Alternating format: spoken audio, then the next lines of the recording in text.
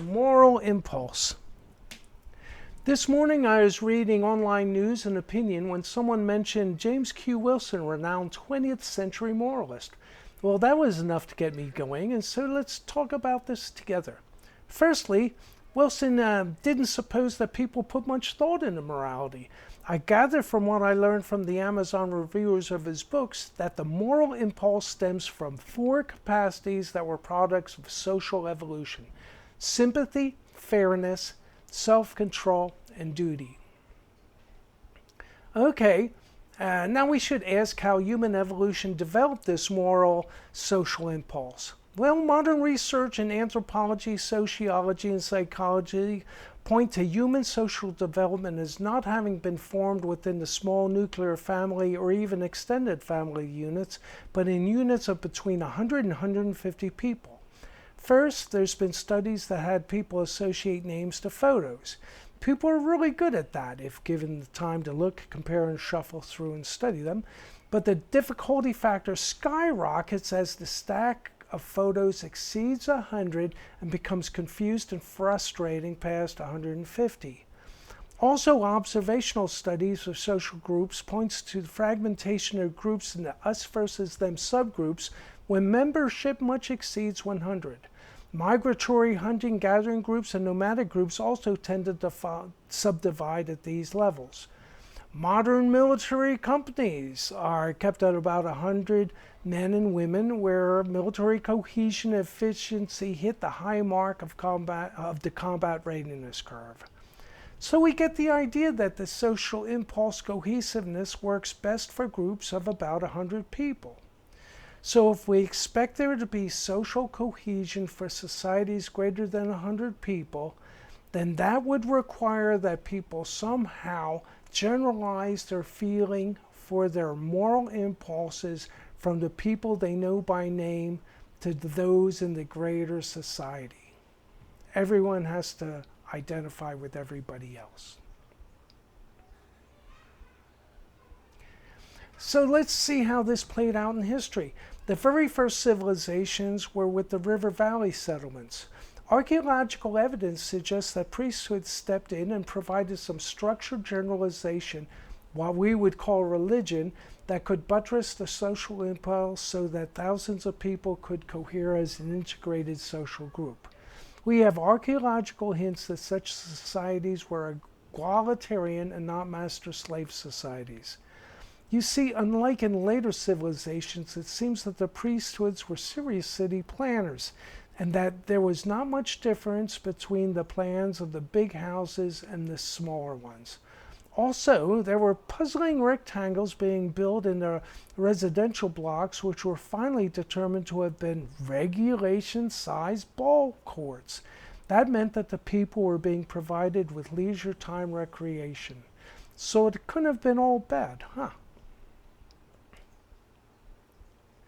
But here comes the counter-argument to the one that history always progresses forwards. We had the rise of barbarism and its sense of a two-tiered humanity. Let's look at that development. First, we are aware that the River Valley civilizations were able to secure surpluses in both food and fabric.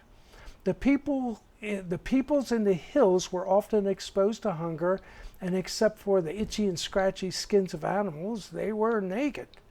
So at first, in small groups, they would conduct bandit raids and grab what they could, including girls from the blissfully happy egalitarian civilizations in the valleys below, and then they'd flee back to the hills. This forced the civilizations to create a militarized defense. From that, the hill peoples were incentivized to form military coalitions with other hill groups for both offense and defense, and so the fighting intensified. At a certain point, the militarized cadres in the civilizations overthrew the priesthoods and then asserted a privilege over the outraged general population. Then the militarists diverted resources to opportunistic wars, which would often enough lead to ruin and then thereby impoverish the people. All of this destroyed the strong sense of social cohesion that could only flourish in a perceptibly egalitarian society. And of course, the military dictatorship would naturally be less religiously persuasive than an independent, educated, and benign priesthood. And so the influence of a socially harmonious religion declined with the rise of militarism. Thereafter, the militarized cadres of these civilized societies would be beset from both sides. Military challenges from the hill peoples, as well as from dissension from within their own city walls. Pure egalitarian civilization disappeared and has yet to return. The ensuing pattern for thousands of years would be for the outer raw barbarians to achieve their conquests and take the place of the militarized cadres within the civilizations. Often the barbarians would assume the language and manners of the cities they conquered, and most changes would be marginal. The one continuing constant in all of this would be the notion that the militarized cadres were divinely appointed ruling classes and somehow intrinsically and substantially better and more deserving than the common people.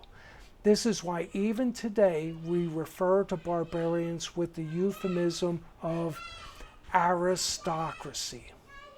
The best example of a barbarian conquest would be the Aryan Brahmin subjugation of the Indus Valley and the implementation of the caste system. Its philosophical and religious justifications were founded in the notions of karma and past life reincarnation. The subjugated masses were indoctrinated to believe that they had lived innumerable past lives, and in all of those lives they had somehow insulted, disobeyed, offended, or failed to thoroughly and completely serve the Brahmin caste, thus propelling them to their present downtrodden lives, which they completely deserve because of their bad karma. Even the higher caste lived under the karmic threat. Step out of line and be cast down.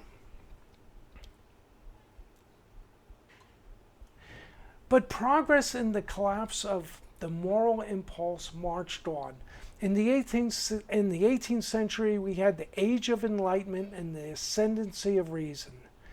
Now imagine having to justify every moral act by a rational justification. The more primitive elements of our emotional drives, the sense for beauty, aesthetics, and fine feelings, were far better containers for sympathy, fairness, self-control, and duty. Forcing that structure to depend on solid logical points of proof constricted the moral sense. Sympathy, once examined, set up boundaries. Fairness decided that it would be impossible to be fair to everybody. Self-control was attacked on the grounds that it curtailed individual growth and development. And duty? Well, duty to whom? Self, family, society, nation, world? Well, duty to self somehow won out. Thereupon we had the rise of individualism and predatory capitalism. Just think of the social milieu of the Age of Reason. People tossed into an urban society, liberated from small-town moral expectations, and allowed to roam wild in the anonymity of the city crowd, where their most predatory instincts would be encouraged by laws which upheld unrestricted property rights. Well, given those conditions, individuals had every reason to engage in economic and even military predation. And over it all hung the abiding aura of aristocratic privilege, but with the improvement that they only had to become rich in order to become tyrannical. But somehow the quatrain of sympathy, self-control, fairness, and duty hung on. After all, civilization would collapse if everybody went on an individual rampage against all others, wouldn't it? But then spirituality stepped in and, well, counterintuitively, only made things worse. Now, in the passionate pursuit of spiritual liberation, not only is reason tossed out, but even the emotional and aesthetic impulses are rejected as samsaric and illusory. Transcendental oneness would reject the dichotomy of good and evil, so moral discrimination would be seen as judgmental. And being judgmental would only be allowed against those who were morally judgmental. Poverty and prosperity would become the only remaining dichotomy recognized by the New Age spirituality. With goodness intentionally cast aside as a limiting and unenlightened concept, evil would win by the default of a thoughtless, animal body selfishness. And again, karma would be used to justify those who pillage with the most enthusiasm and the least regret.